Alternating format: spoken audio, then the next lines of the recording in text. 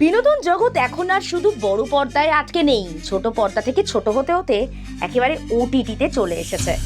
আর বাংলার ওটিটি বললে সবার আগে যে কটা নাম আসে তার শীর্ষে হইচই। হইচই বিভিন্ন রকমের সিরিজ, বিভিন্ন ধরনের শর্টস এবং সিরিয়াল এনে প্রমাণ করে দিয়েছে যে বাঙালি আসলে বিনোদনের ভ্যারাইটি চায়। আর সেই ভ্যারাইটির কথা মাথায় রেখে, এ প্রজন্মের কথা মাথায় রেখে এবার আসছে অফিস ডেজ।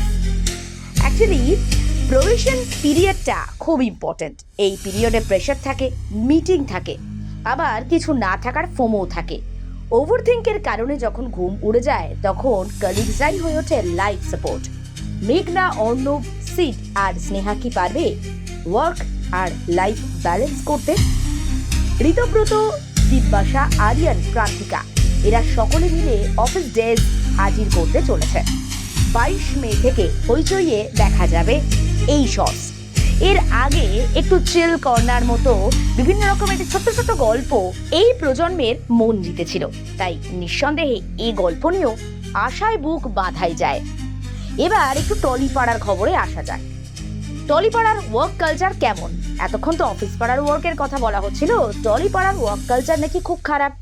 সেখানে একদিকে ফেডারেশনে দৌরাত্ম, অন্যদিকে আবার আর্টিস্ট ফোরাম কি বলছে, এর মাঝেই নাকি অনেকে কাজ পাচ্ছেন না। রাজ্যে নতুন সরকার আসতেই এবার স্টুডিও গঙ্গা জল দিয়ে শোধন করলেন কে? টালিগঞ্জের বিজেপি বিধায়িকা পাপিয়া অধিকারী। শুধু তাই নয়, তিনি জানালেন আগামীতে কি পরিকল্পনা রয়েছে, কিভাবে কাজ করবেন তারা, কিভাবে স্টুডিওতে অপমানিত হয়েছেন যারা, তাদের পাশে থাকা হবে। কি বলছেন পাপিয়া অধিকারী, দেখবো। আমার প্রথম ছবি সোনার সংসার এই টেকনিশিয়ানসে শুরু হয়েছিল। তোমার চোখের জলটা আমরা বুঝি।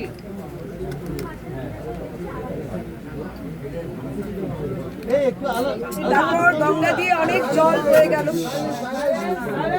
আমি এই গঙ্গা জল দিয়ে স্যাংটিফাই করলাম, পবিত্র করলাম। বহু চোখের জলের অভিশাপ, বহু চোখের জলের দুঃখ স্টুডিও চত্বরে চত্বরে অতৃপ্ত আত্মা হয়ে ঘুরে বেড়াচ্ছে।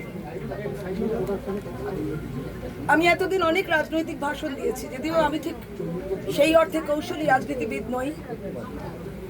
আমার ইউএসপি হচ্ছে আমার সিম্পলিসিটি, আমার ইউএসপি হচ্ছে আমার শিক্ষাগত যোগ্যতা, আমার বেড়ে ওঠা। আমার মা, তার বাবা, আমরা সবাই অভিনেতা, ডিরেক্টর। তো অপমানিত হতে কে চায়? এতগুলো মানুষ অপমানিত, এতগুলো মানুষ আত্মহত্যা করতে গেছে, এতগুলো মানুষ আমার হাতে করে ধরে বলেছে দিদি এবার আমরা যেন সবাই কাজ পাই। সবাই কাজ পাবে, প্রত্যেকে কাজ পাবে। আলাদা করে সুপারস্টারের কোনো তকমা এখন এই মুহূর্তে দেওয়া যাবে না। পাপিয়া অধিকারীকে পাশে পেয়ে খুব উগড়ে দিলেন মুমতাজ সরকার।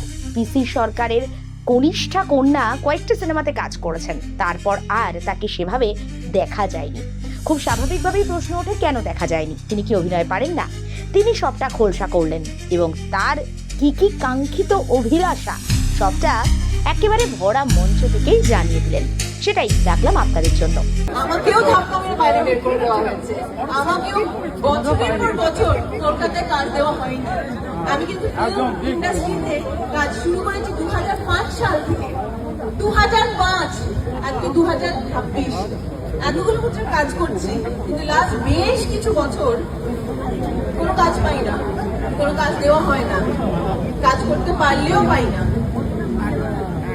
কি বলবো, আপনাদের মধ্যে কি ব্যথা বেদনা যেগুলো আছে, আপনারা নিচে ওখানে দাঁড়িয়ে আছেন বলে আপনাদের ব্যথা আছে, আমাদের নেই তা কিন্তু নয়। আমরা সবাই যা যা প্রবলেম আছে সেটা লিখিত ভাবে অর্ডারে আমরা হ্যান্ড ওভার করবো।